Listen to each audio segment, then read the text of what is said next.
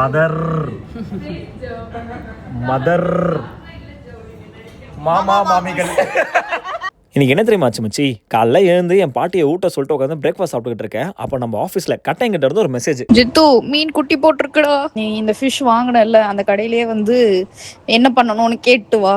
இதை கேட்ட உடனே மாமாவுக்கு மனசுக்குள்ள மஜா ஃபீலிங் அடிச்சு பிடிச்சி ஆஃபீஸ் வந்து பார்த்தா நம்ம செவ்வாழையும் நீலாம்பரையும் சேர்ந்து புதுசாக ஒரு ஃபேமிலி ஆரம்பிச்சிருக்காங்க. புதுசாக வந்திருக்க நம்ம குட்டி குஞ்சான்ஸை பேம்பரிங் பண்ணுறதுக்கு பேம்பர்ஸ் எதனா வாங்கணுமான்ட்டு கேட்டு தெரிஞ்சுக்கலாமே அப்படின்னு சொல்லிட்டு நம்ம கடைக்காரன்கிட்டே போயிட்டேன். அம்மாவையும் குழந்தையும் அடுத்த ஒரு மாதத்துக்கு எப்படி கண்கலங்காமல் காப்பாற்றணும் அப்படின்னு சொல்லிட்டு அவர் நிறைய விஷயம் சொன்னார். நானே ஏதோ குட்டி போட்ட மாதிரி பொறுப்பாக எல்லாத்தையுமே கேட்டு வாங்கிட்டு ஆஃபீஸில் வந்து நம்ம நண்பர்களுக்கு எக்ஸ்பிளைன் பண்ணிட்டேன். நீங்கள் இந்த வீடியோவை பார்த்துட்டு இருக்கீங்கன்னா நம்ம குட்டி குஞ்சான்ஸ்க்கு ஒரு கங்க்ராச்சுலேஷன்ஸ் போட்டுட்டு போங்க. அண்ட் அடுத்து நம்ம ஓணம் செலிப்ரேஷனுக்காக நம்ம கட்டையை நம்ம கையில் மருதாணிலாம் போட்டால் நீங்களே கேளுங்க.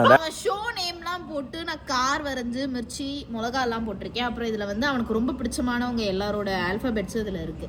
யார் யாருன்னு கூட நீங்க அப்புறமா கண்டுபிடிச்சு கமெண்ட்ஸ்ல சொல்லுங்க. இதெல்லாம் முடிச்சுட்டு வரதுக்குள்ளேயே நீ டைம் ஆயிடுச்சு. அதுக்கப்புறம் நீங்கள் ஷோக்கு என்ன பண்ண போகிறேன் அப்படின்னு சொல்லிட்டு பிளான் பண்ணிட்டு இருக்க போது தான் எனக்கு ஒரு நல்ல ஒரு கேள்வி வந்தது. அதாவது meeting right person at the wrong time அப்படின்னு வந்து சொல்லுவாங்கல்ல, இதை நீங்கள் நம்புறீங்களா? இல்லை ஒரு பிரேக்கப்புக்கு அப்புறம் நமக்கு நம்மளே கொடுத்துக்கூடிய ஒரு ரீசன் தான் நினைக்கிறீங்களா? நீங்கள் என்ன நினைக்கிறீங்க அப்படின்றத கமெண்ட்ஸில் சொல்லுங்கள்.